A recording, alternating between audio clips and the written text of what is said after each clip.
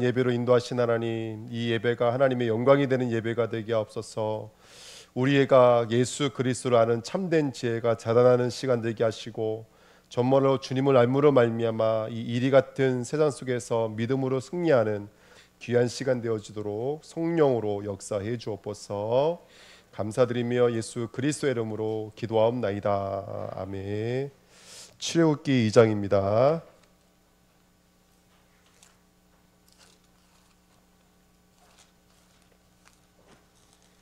우리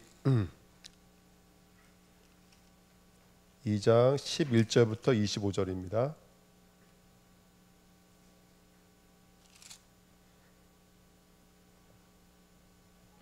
11절부터 25절 같이 읽겠습니다.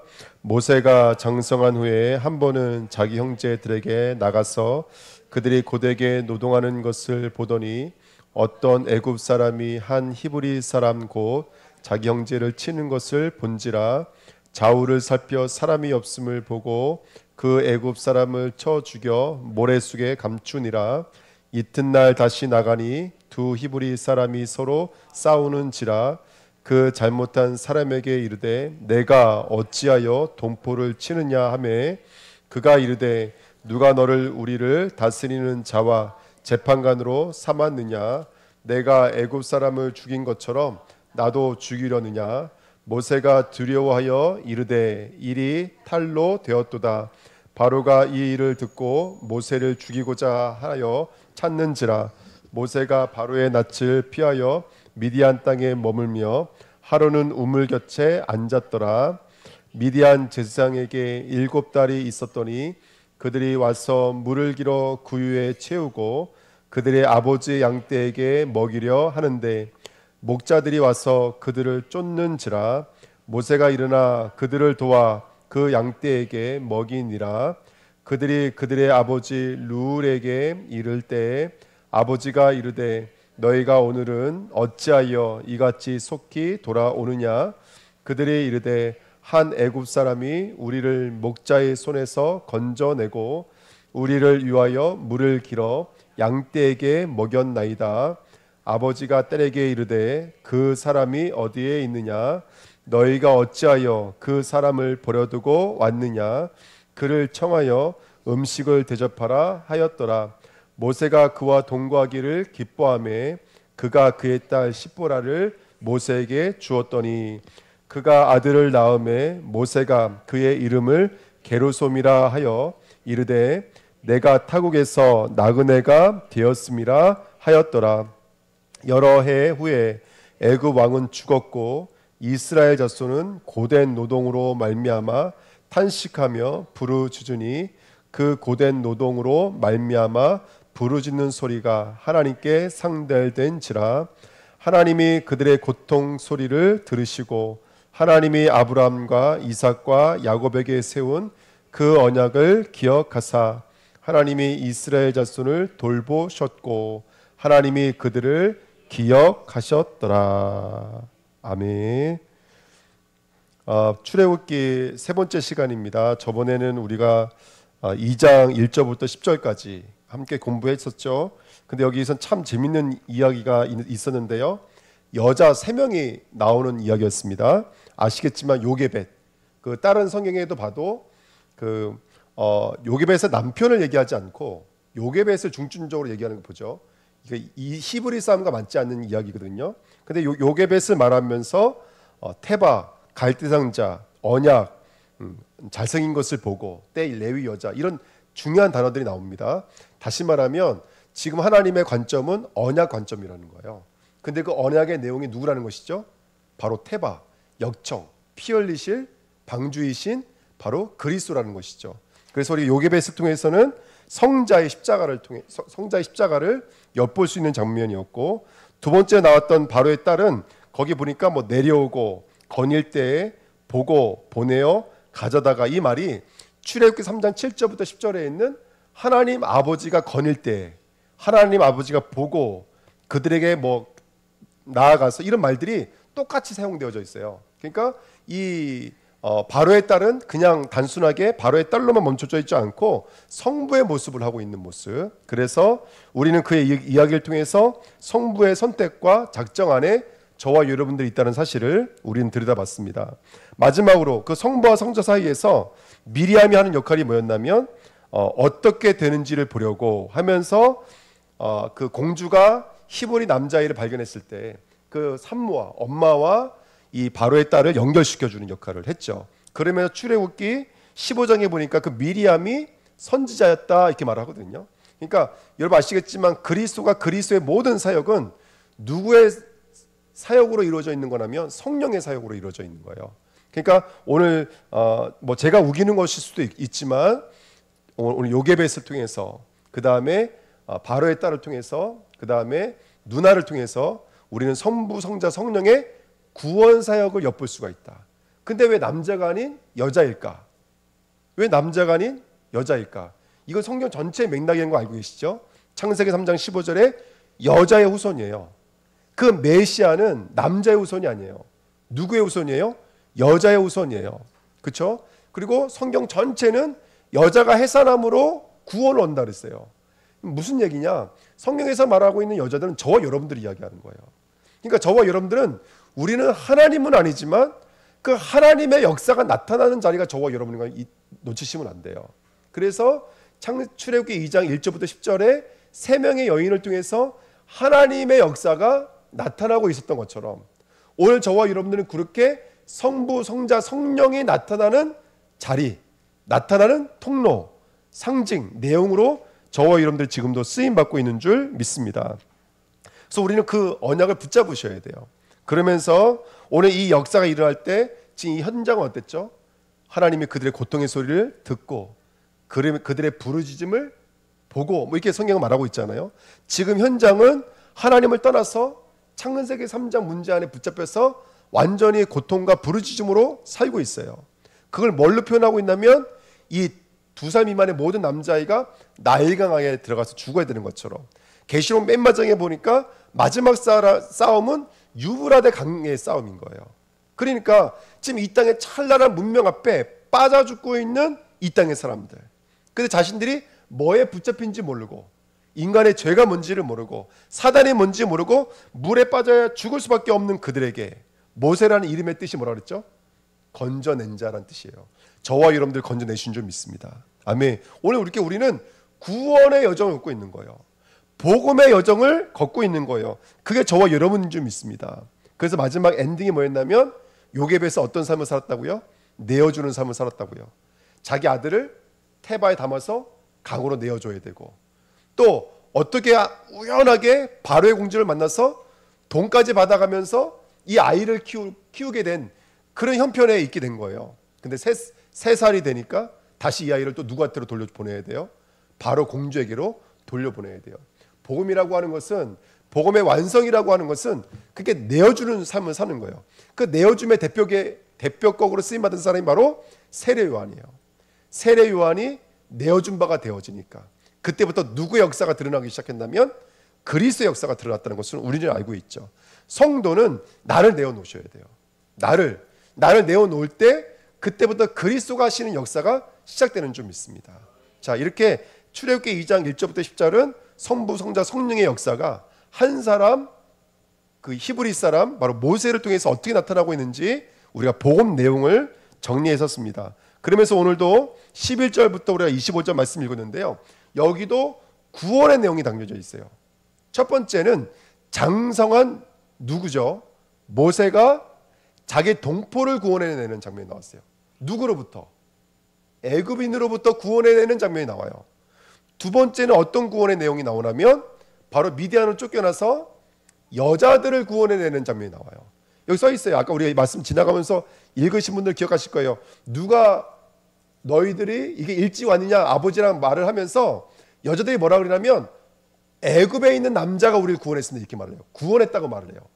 그러니까 지금 두 가지 구원의 내용이 있어요. 그래서 오늘 말씀 제목이 뭐냐면 복음다움이라는 말씀 내용을 가지고 함께 말씀을 나누도록 하겠습니다. 우리 이번에 1번 보신 복음다움, 그래서 11절부터 15절 말씀인데요. 자, 내용은 이미 우리 주은혜교회 주인자님들 아마 이 내용은 다 알고 계실 거예요. 장성한 후에, 그러면서 뭐라고 말하면 자기 형제들에게 나가서 조금씩 자기의 정체성을 알고 있는 모세가 어디에 마음이 이끌리기 시작해요? 이스라엘로 이끌기 시작, 히브리 민족에게 이끌리기 시작해요. 어떤 목사님이 이 본문 설교가 참 재미있게 설교하였어요. 이런 말을 하더라고요. 올림픽 할 때, 지금은 잘 안 되지만 옛날에는요, 올림픽 할 때 한국이랑 누구랑 협동으로 경기에 나간 적이 있죠. 그걸 뭐라 그러죠? 그거를 단일팀, 그렇죠? 단일팀에 대해서 나간 적이 있어요. 남은현자 수협에 와야겠다. 근데 짧은 머리를 도와주려면 남은현자밖에 없네.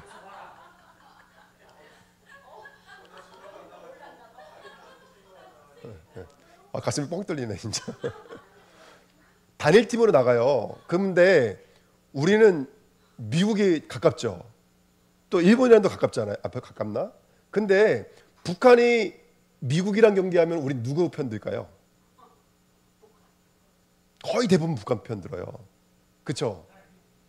그러세요? 힘들어. 네. 그러면서 그 목사님 그렇게 말씀하시는 거예요. 뭐라고 말씀하시냐면 자기도 군대를 갔다 왔대요. 군대 가면서 맨날 속으로 그랬대요. 저기 북한 놈들 때문에 내가 여기 썩는다고. 그렇게 이를 갈고 나왔는데도 불구하고 북한이 다른 나라랑 경기하면 우리가 누구 편 든다라는 거예요? 북한 편 든다라는 거예요. 구병기 장놈만 빼놓고. 그러니까 본인이 누군지 알고 있어요. 우리는 그 내용을 알고 있잖아요. 엄마한테 그쵸, 우유를 먹으면서 본인이 누군지에 대해서 벌써 구절을 통해서 전달받은 거예요. 이 아이는 정체성을 분명히 갖고 있어요. 그래서 도와주고 싶은데 마침 나가보니까 애굽 사람이 채찍으로 히브리 사람 때리고 있는 거예요. 좌우를 살핀 후에 사람이 없는 것을 보고 어떻게 했어요? 애굽 사람을 죽이고 그 사람 모래에다 묻어버렸어요. 그리고 가만히 있으면 괜찮은데 그 다음날 또 그 장소에 나갔네. 이번에는 히브리 사람들끼리 싸우고 있는 거예요. 근데 어떤 사람이 히브리 사람 치는 거 보고 그 치는 사람을 가다가 왜 동포를 치느냐 그랬더니 이 동포가 하는 말이 뭐였어요? 우리가 언제 너를 우리의 감독관으로, 우리의 지도자로, 우리의 근데 뭐라고 삼았다고 그랬어요? 재판관으로 삼았느냐 라면서 말을 하는 거예요. 저는 이 말씀이 크게 두 가지 의미가 있다고 생각이 들어요. 첫 번째는 보십시오. 모세가 지금 장성하다라는 말은 이거 사도행전 7장에 보면요. 나이가 몇이냐면 40살이에요. 40년 동안 왕궁에서 이 사람 뭘 갖고 있었죠? 출애굽기 7장에 보면 나와 있어요. 애굽의 학문과 많은 것들을 배웠어요. 능할 정도로. 그러니까 힘이 있어요, 없어요? 자기 인생에서 가장 인간적으로 봤을 때 힘이 있을 때예요. 뭔가 할 수 있는 나이예요. 그리고 당시에 제가 이름을 잊어버렸지만 모세의 그 뭐라 그래야 돼요? 양모라 그래야 돼요? 새엄마. 계모는 아빠가 따로 들어온 게 계모 아닌가요? 유모 아니죠. 입양한 거니까. 그죠? 새엄마죠.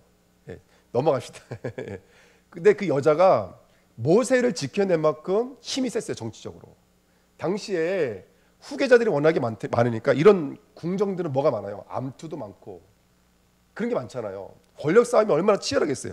근데 히브리 사람인 것을 봐서 안 정도니까 그럼에도 불구하고 이 사람이 왕자로 컸다는 얘기는 그 엄마의 권력이 얼마나 대단했는지 역사로도 있어요. 그러니까 지금 이 모세는 자신도 강하지만 자신의 배경도 굉장히 강할 때예요. 뭔가 할 수 있는 나이라고요. 요셉과 비교되지 않으세요? 요셉도 그랬잖아요. 요셉 당시에 얼마나 힘이 셌어요, 여러분들. 막강했잖아요. 그러니까 뭘 할 수 있는 나이인데 하나 했다가 어떻게 됐어요? 하루아침에 하나 했다가 자기 동족을 구하려고 했다가 그 의분을 이기지 못하고 행동 하나가 지금 누구로부터 비난을 받고 버림을 받는다면 애굽이 아니에요, 여러분들. 히브리 사람으로부터 비난을 받고 버림을 받는 거예요. 여기서 복음다움이라는 것에 대해서 우리가 짚어볼 수 있는 중요한 주제가 한 가지 있어요. 그것은 뭐냐면 복음은 우리의 인간의 의분과 우리 인간의 정성과 인간의 노력은 절대로 할 수 없는 영역이 있다는 거예요. 이거에 대해서 저와 여러분들이 오늘 복음다움이 뭔지를 깊이 알아가는 시간 됐으면 좋겠습니다. 아멘. 그러니까 모세는 좋은 마음으로 한 것이고 자신이 히브리라는 정체성을 한 것이지만 이것이 누구랑은 안 맞냐면 하나님이랑은 맞지가 않는 것이죠. 그런데 이 말씀은 또 이렇게도 생각해 볼 것 같아요. 저는 이 말이 너무나 충격이었어요. 그 히브리 사람이 한 말이 누가 너를 우리를 다스리는 자와 재판관으로 삼았느냐. 전 이 말이 너무나 충격적이었어요. 이 땅에 많은 사람들이 살고 있지만 예수를 우리의 재판관으로, 우리의 구주로, 우리의 주인으로 영접하지 않아요. 알고 있잖아요. 아무도 우리의 구주를 영접하지 않았어요. 우리들만 구주를 영접했죠. 지금 저는 여기 이 말씀을 통해 두 가지를 느낄 수 있었어요. 첫 번째는 뭐냐면, 그렇지, 구원의 역사는 절대로 인간에게서는 시작될 수가 없어요. 인간의 의로움으로는 절대로 되지가 않아요. 우리가 좋은 마음으로 다가가는 것도 그거는 구원의 열매가 되지 않아요. 복음은 인간의 의분을 가지고 감당할 수 있는 게 아니라는 것을 다시 한번 깨닫게 되어져요. 우리는 철저하게 하나님의 지혜를 가지셔야 돼요. 복음의 지혜를 가지셔야 돼요. 그러면 이 동족을 살리기 위해서는 어떤 자리로 와야 될까요? 재판관의 자리, 다스리는 자리가 아니라 동족의 자리로 와야 돼요. 고난받는 죄인의 자리로 오셔야 돼요. 저는 이 말씀이 있는데, 그렇지, 하나님의 방식은 완전히 달랐어요. 힘 있는 능력자의 모습으로 이 땅에 온 것이 아니라 죄인의 모습으로 왔다는 거예요. 죄인을 구원하시기 위해서 죄인의 형상으로 왔다는 거예요. 저는 그 복음의 내용이 제 마음에 이게 강하게 들어오더라고요. 그렇지, 이 땅의 사람들은 아무것도 몰라. 죄 가운데 빠졌기 때문에 누가 날 구원할 자인 줄 알지도 못해. 근데 하나님은 저와 여러분들이 어떠함을 아시고 우리를 구원하실 때 우리와 상의하지 않으시고 어떤 모습으로 오셨냐면 우리와 동등된 죄인의 모습으로 오셨다는 거예요. 저는 오늘 말씀을 묵상하면서 저 마음에 강력하게 부딪힌 건 이거였어요. 그렇지, 우리는 나도 모르게 이 땅에 우리가 복음을 전한다고 하면서 우리가 주의 일을 한다고 하면서 나도 모르게 뭐가 앞서기가 쉽다면 인간의 의분이 앞서기가 쉽다. 그렇지만 하나님은 그런 인간의 의로움으로 이 땅에서 일하신 것이 아니라 사람도 선한 일을 위해서 죽는 자가 있다 그랬잖아요. 로마서에. 그런 인간의 의로움으로 일하신 게 아니라 본인이 죄 형체를 가지고 오셨어요. 본인이 죽으려고 오셨어요. 그것만이 하나님이 받으시는 의인 줄 믿습니다. 아멘. 이 말씀의 결론은 조금 이따가 말씀 나누도록 할게요. 그래서 참 구원자는 오직 예수 그리스도밖에 없는 이유는 뭐냐면, 그분은 이 땅에 힘과 권력과 능력으로 오신 분이 아니라 백마 타고 왕의 권력자의 모습으로, 재판관의 모습으로 오신 것이 아니라 죽기 위한 동포와 같은 모양으로 오셨다는 거예요. 죄인의 모양으로 오셨다는 거예요. 그러니까 이 백성들은 알아채릴 수가 없겠죠. 우리들은 알아채릴 수 없겠죠. 이 땅의 사람들이 우리를 구원하러 오신 예수님을 알아챌 수가 없겠죠. 그래서 우리는 이 복음다움에 대한 이 이야기에 대해서 다시 한 번 더 우리 자신을 깊이 들여다보는 시간 되시기를 축복드립니다. 두 번째, 복음다움에 대한 두 번째 이야기는 출애굽기 2장 15절 25절이에요. 이것도 여러분들 반복해서 몇 번만 읽어보면은 뭔가 깨달을 수가 있어요. 분명히 우리는 알고 있어요. 모세 이야기는 세 번으로 나눠져요. 40년, 궁정생활 40년, 미디안 생활 40년, 그 다음에 애굽에서 나와서 광야 생활 40년으로 나눠져요. 그러면 이제 본격적으로 15절 이후부터는 이제 미디안 생활이거든요. 우리는 알고 있어요. 미디안을 왜 보내신 거죠, 하나님이? 아까 말씀드렸던 자신의 힘으로 하려고 하는 것을 버리게 만드는 거예요. 이게 이제 출애굽기 3장에 잘 나와 있어요. 그건 그때 가서 배우고요. 근데 저는 너무 이상한 게 뭐냐면, 근데 왜 하필 미디안 제사장의 집이냐는 것이죠. 미디안 제사장. 아시겠지만 이드로, 여기는 뭐라고 나와요 이름이요? 루엘이라고 나와요. 루엘. 당시에는 이방 족속들이 이름을 많이 가졌어요. 거기에는 이유가 다 있겠죠. 루엘이라는 이름을 가진 사람이고, 또 다른 이름은 이드로라는 이름을 갖고 있고, 성경에서는 이름이 3개인가 그래요. 제가 알기로는. 근데 이 사람은 분명히 이방 제사장이에요. 우리가 알고 있는 하나님의 제사장이 아니에요. 이방 제사장이에요. 근데 왜 모세를 많은 현장 중에서도 왜 미디안 제사장 집에 보내는 것이죠? 이방인 제사장에 보냈고, 왜 게르솜 제사장의 딸과 결혼하게 만들었다는 것이죠. 여기서 참 중요한 아이러니한 이야기들이 있지 않습니까? 근데 이것도 저는요, 뭐 간단해요. 그냥 복음 얘기하는 것처럼 들려요. 한번 제 얘기 들어보세요. 왜 이런 얘기가 이런 성경에 있을까? 왜 그런 이방 여인과 결혼하는 이야기가 있을까? 참고로 말씀드릴게요. 이 여자가 나중에 어떤 여자가 되는 줄 아시죠? 십보라가 어떤 여자가 되는 줄 아시죠? 출애굽기 4장에 보면 이 여자의 역할이 아주 얼마나 중요한 이야기가 나오는지 몰라요. 또 모세가 자기 힘으로 나갈 열이죠. 난 너가 필요해. 네가 가야 돼. 뭐 아론 보내세요. 뭐 누구 보내세요. 나는 입이 뻣뻣하고 말 못해요. 막 이렇게 말할 때 하나님은 너 아니면 안 돼 이렇게 말해요. 너가 가야 돼. 그래서 하나님께 설득을 받아서 움직이자마자 갑자기 하나님 목덜미를 붙잡으세요. 모세를 죽이려고 그러세요. 그때 할례를 행해서, 그 당시에 할례는 누구만 했어요 여러분들? 아브라함 족속에게만 허락된 거예요. 이스라엘만 할례를 받았다고요. 근데 이 게르솜, 이 십보라는 여자가 그 표피를 베서 모세의 발에다 던지는 거예요. 그 할례를 통해서 그 피 흘리는 포피 때문에 하나님이 그 목덜미를 놔줘요. 그러니까 여러분들, 하나님은 어떤 섭리 속에서 일하실지는 아무도 몰라요. 그 십보라는 여자를 완전히 복음의 사람으로 완전히 바꿔버렸어요. 할렐루야, 아멘. 자, 중요한 것은 뭐냐면 오늘도 또 이야기가 나와요. 우물이라는 장소가 나와요. 우물은 여러분 아시겠지만 누구와 누가 만나는 곳이죠? 항상 신랑과 신부가 만나는 장소인데, 이미 창세기에도 얘기하고 있고, 그 창세기를 인용한 신약 성경에도 이 우물은 누구와 누가 만나는 장소였어요. 항상 그리스도와 신부가 만나는 장소였어요. 근데 여지없이 오늘도 모세가 우물 곁에 지쳐서 누워 있을 때 바로 그 십보라와 자매들을 만나게 되면서 이야기는 전개가 되었거든요. 저는 이 이야기를 통해서 제가 깨닫는 것은 뭐냐면, 모세가 십보라랑 결혼한 다음에 첫 번째 아들이 뭐냐면 게르솜이었어요. 게르솜이 우리 성경에 써 있잖아요. 뭐라고 써 있냐면, 내가 타국에서 나그네가 되었습니다. 타국에서. 그러면 모세의 고향은 어디입니까? 애굽이죠. 근데 애굽도 사실은 이방인 아닌가요? 이 나그네라는 단어가 참 아주 많은 의미를 줘요. 이 땅에 우리를 구원하시기 위해서 이방 땅에 내려오신 분 계세요. 이방 땅에 내려오신 신랑. 그분이 저는 예수 그리스도라고 믿습니다. 그래서 우리를 구원하기 위해서 이방의 나그네가 되신 분, 그분이 예수가 아닌가 생각이 들어요. 저는 그래서 오늘 출애굽기 2장의 이 두 이야기를 통해서 구원의 내용을 우리에게 펼쳐내고 계시는, 구원의 내용, 복음의 내용을 펼쳐내고 계시는 하나님의 역사가 저는 마음에 담겨졌어요. 아, 그렇지. 그렇게 우상을 숭배하고 있는 우리를 위해서 이 땅에 누구를 보내신 거예요? 예, 모세는 신의 정형이잖아요. 바로 예수 그리스도를 보내주신 것이죠. 그래서 저와 여러분들이 또 다른 하나님의 언약이 이루어져가는 여정으로 저와 여러분들을 부르신 것이 아닌가 생각이 듭니다.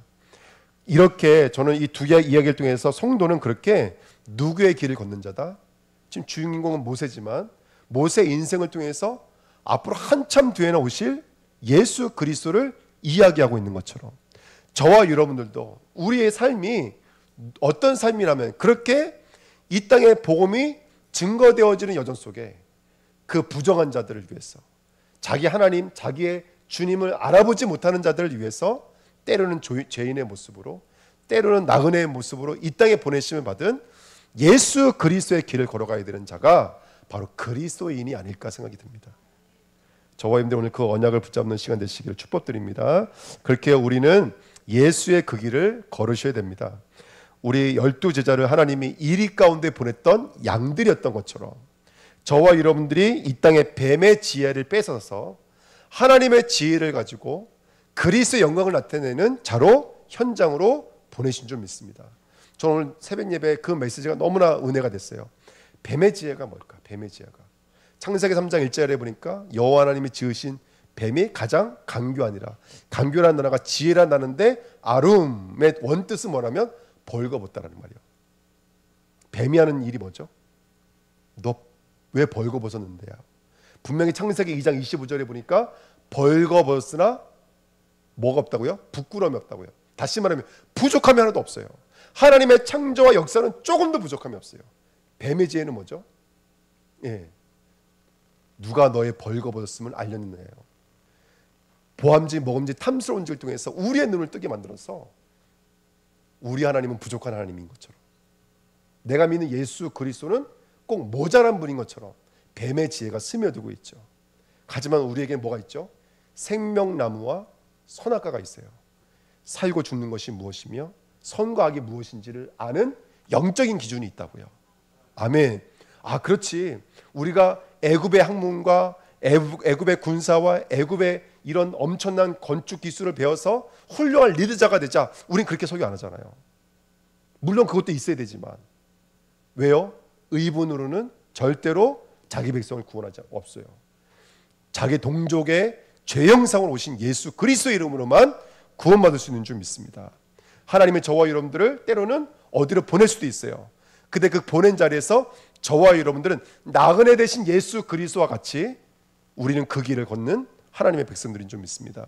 이 지혜가 떠오른다면 흑암의 권세가 무너지고 하나님의 나라가 이루어지는 통로로 쓰임받게 될 줄 믿습니다. 아브라함도 마찬가지인 거예요. 내 씨로 말미암아 천하 만민이 복을 받는다 그랬는데, 갈라디아 3장 16절에 보니까 뭐라 그랬어요? 여럿을 가리켜 자손이라고 말한 적이 없대요. 한 사람 예수. 그러면서 갈라디아 3장 14절에 그리스도가 우리를 위해 저주를 받으신 바 되셔서 아브라함에게 약속하신 그 네 자손이 복을 받으리라 약속하신 그 말씀이 그 그리스도의 죽으심으로 말미암아 성취됐다는 거예요. 아브라함에게도 했던 얘기가 뭐라는 거예요? 그리스도와 그의 죽음과 부활에 대해서 얘기한 거예요. 이삭도 마찬가지인 거예요. 이 창세기 22장에 그 피제사를 통해서, 순양을 통해서 이삭의 그 그리스도를 체험하고, 야곱은 뭘 통해서요? 창세기 28장에 사닥다리를 통해서 오르락 내리락. 그래서 나다니엘에게 예수님께서 말씀하셨잖아요. 하늘이 열리고 천사가 인자 위를 오르락 내리락 하는 것을 보게 된다고 했고, 계시록 8장에는요 그 약속 따라서 천군 천사가 우리의 기도를 가지고 오르락 내리락 한다 그랬잖아요. 그 약속이 그대로 이루어졌는 줄 믿습니다. 우리는 그리스도인입니다. 모든 일들은 저와 여러분들을 통해서 일하고 계시는 그리스도의 복음 역사인 줄 믿습니다. 우리는 이렇게 복음 역사를 걷고 있는 하나님의 백성들인 줄 믿습니다. 그래서 저와 여러분들이 복음다운 그리스도의 제자들로 쓰임 받으시기를 축복드립니다. 저는 교회 일도 의본으로 일하는 것이 아니라 사람의 정의와 사람의 의로움과 사람의 의협심과 일하는 것이 아니라 예수 그리스도의 십자가로 일하는 것인 줄 믿습니다. 이 말이 무엇인 말일까요? 저는 이제 성전 그리면 어떻게 말씀드려야 될까요? 성전 그리면 멀리 있다고 생각했거든요. 아니에요. 우리 주내교 성도님들이 하나님께 은혜를 받으면 우리가 성전 건축도 할 수 있는 줄 믿습니다. 할 수 있어요. 막 쓸데없이 복권이나 사볼까? 그런 마음들, 또 돈 많은 성도가 와야 되나? 그것들이 다 우리 안에 뿌리내리고 있는 우리의 의분들인 거예요. 우리 장로님이 하실 수 있어요. 우리 집사님이 하실 수 있어요. 할렐루야. 하나님 우리를 통해서 하실 수 있어요. 숫자는 우리에게는 높은 것이지만 하나님에게는 똑같은 것인 줄 믿습니다. 우리가 성전이든 전도도 그래요. 우리 힘으로 전도 못해요. 하지만 하나님은 우리에게 그리스도를 약속해 주신 줄 믿습니다. 그 그리스도는 지금도 자기 백성을 찾고 계세요. 그 그리스도의 성령의 붙들림만 된다면 전도의 일들이 일어나게 될 줄 믿습니다. 그 언약 붙잡으시기를 예수님의 이름으로 축복드립니다. 그래서 우리 그리스도인들은 주님의 마음을 품으셔야 돼요. 그렇게 자기 동족이 되어서 죄인의 모습으로 오셨던 것처럼, 그리고 그렇게 이방인의 그 여인들을 위해서 그 이방 땅에 오신 예수 그리스도처럼 저와 여러분들 그리스도의 마음을 품으시기를 축복드립니다. 빌립보서 2장 5절부터 11절에 너희 안에 이 마음을 품으라 곧 그리스도 예수의 마음이, 그 밑에 아시죠? 그는 본체 하나님의 영광을 버리시고 죄인의 형체를 입으사 그가 십자가를 통해서 하나님의 모든 일들을 다 이루셨어. 모든 믿는 모든 입이 모든 무릎이 그 이름 앞에 꿇게 하신다, 이렇게 말씀해 주셨어요. 할렐루야. 십자가가 모든 무릎을 꿇게 만들고, 아멘, 모든 입으로 예수를 그리스도라 시인하게 만드는 그 이름인 줄 믿습니다. 아멘. 그래서 고린도전서 2장 16절에 누가 주의 마음을 알아서 주를 가르치겠느냐, 그러나 우리가 그리스도의 마음을 가졌느니라. 아멘. 오늘 저와 여러분들이 그렇지, 이 땅의 복음의 역사는 인간의 의분이 아니라, 인간의 정의와 인간의 수고와 노력이 아니라 그리스도가 그리스도 되어주심으로 말미암아 일어나는 일이지, 그 마음 소유하시길 축복드립니다.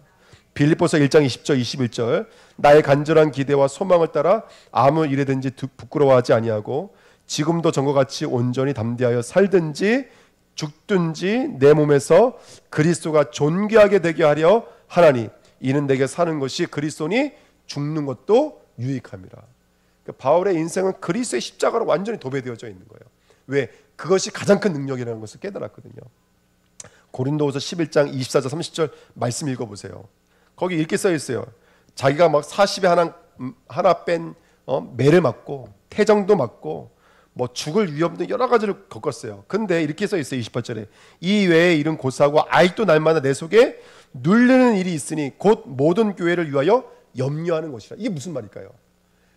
바울이 염려할 게 없어요. 왜? 매 맞는 것도 문제가 되지 않아요. 어떤 위험도 문제가 되지 않아요. 근데 바울이 왜 교회를 위해서 염려한다 그랬을까요? 왜 염려한다 그랬을까요?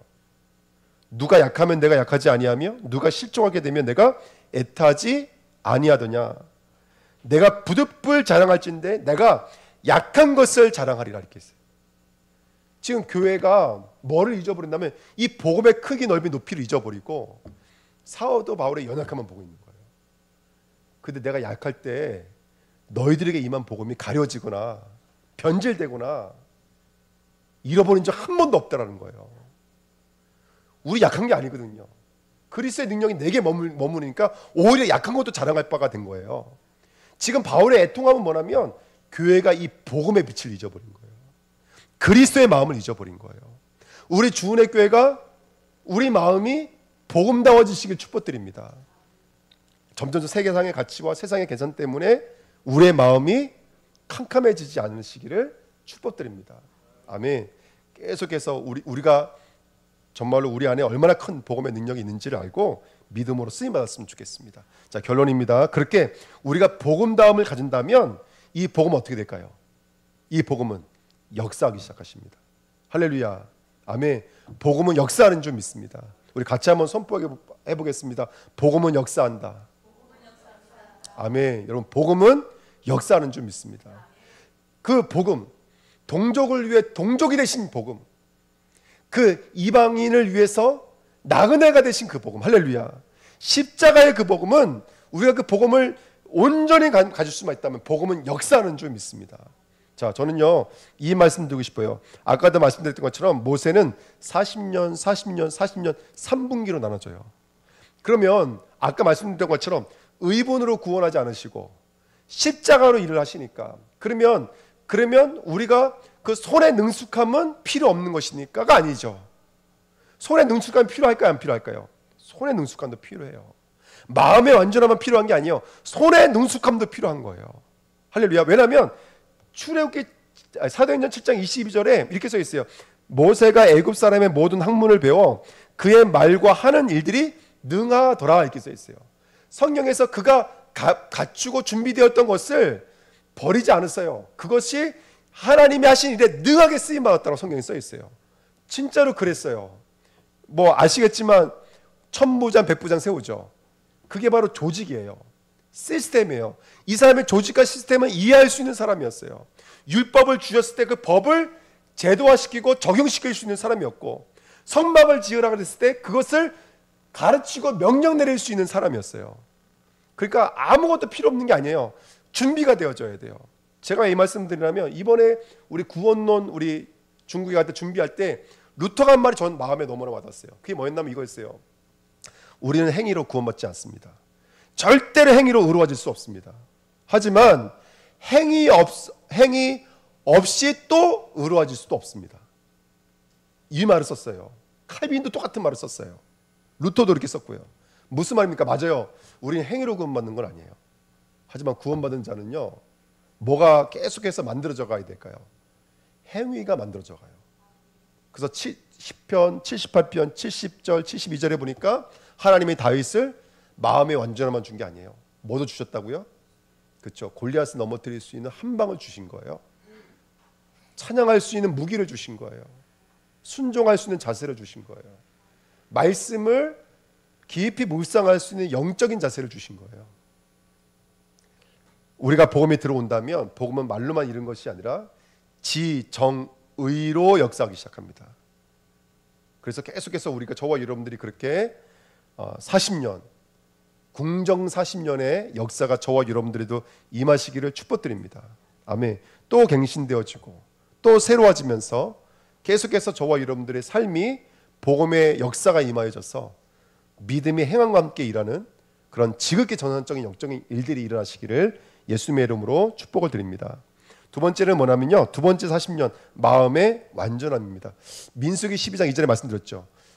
구약성에 가장 온전했던 사람, 온순했던 사람을 누구로 말하고 있냐면 모세라고 말하고 있어요. 성경에서 이 사람 모세는 온유함이 지면의 모든 사람들보다 더하더라. 온유하다. 근데 그 온유하다라는 말이 왜 온유하다가 써 있냐면 모세가 성격이 보통이 아니었잖아요. 막 깨트리고, 네? 뭐 저주하고 보통이 아니었다고요. 근데 왜 온유하다고 말했냐면 8절에 그와는 내가 대면하여 명백히 말하고 은밀히 말로 아니하며 이렇게 써 있어요. 왜 모세가 온유하다고 말을 했냐면 모세는 그 말을 말로 그대로 이어받았기 때문에 그래요. 얼굴과 얼굴을 보고 대면하듯이 말했기 때문에 그래요. 다시 말하면 모세의 온유함은 성품과 성격 이전에 하나님의 말씀이 작용하는 온전함인 거예요. 오늘 우리 저와 여러분들에게 하나님의 말씀이 임한다면 우리는 마음도 어떻게 될까요? 마음도 온전함으로 가게 될 줄 믿습니다. 아멘. 그래서 그 언약을 붙잡는 저와 여러분 됐으면 좋겠습니다. 그래서 우리도 모르게 우리 안에 뿌리 내리고 있는, 이번에도 그 구원론 얘기하면서 견인에 대한 얘기하면서 두 가지 얘기했잖아요. 첫 번째 완전주의, 두 번째 배교. 완전 극과 극이잖아요. 그리스도라는 복음을 조금만 잘못 이해해도 어떤 사람은요 무율법주의가 돼버려요. 어떤 사람은요 염세주의가 돼버려요. 염세주의가 뭐예요? 아무것도 안 하는 거예요. 그래서 아무것도 안 하는 거예요.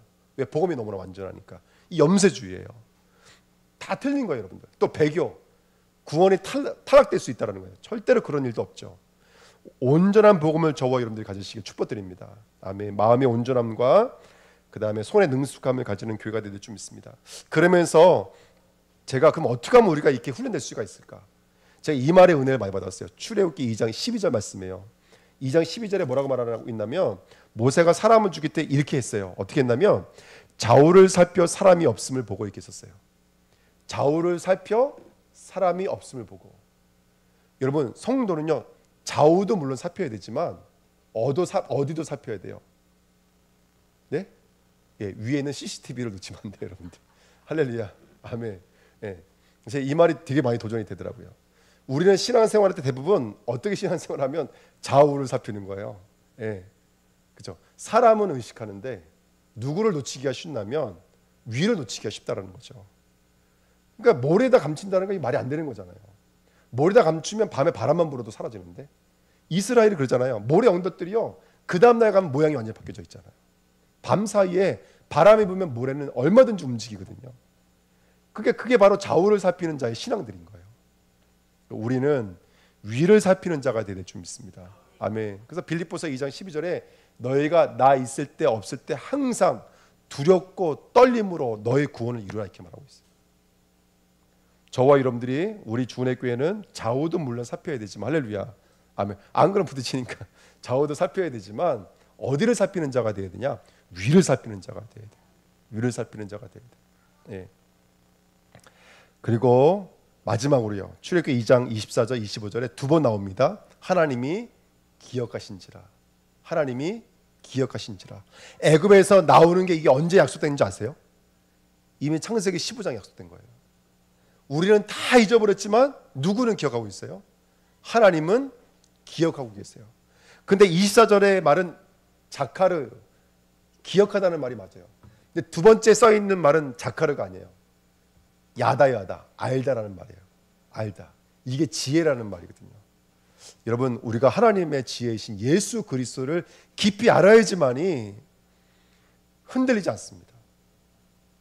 아멘. 제가 오늘 의자 이거 빨리 보내버리려고 제가 어저께는 의자를 하나에 10,000원씩 내놨어요. 몇 명한테 연락이 온 줄 아세요? 3명한테 연락이 왔어요. 하나씩은 안 파냐고. 하나씩도 판다래 가지고 저거 3개 오늘 보내려고 꺼내놓은 거예요. 근데 이 사람들 찔러보기만 하고 그 다음에 연락을 안 주더라고요. 그래서 제가 오늘 아침에 새벽에 세미념이 끝나자마자 뭘로 바꿔버릴게요? 강력하게 바꿔버렸죠. 무료 나눔. 할렐루야. 8개를 무료 나눔합니다 했거든요. 근데 오늘 하루 종일 연락이 안 왔어요.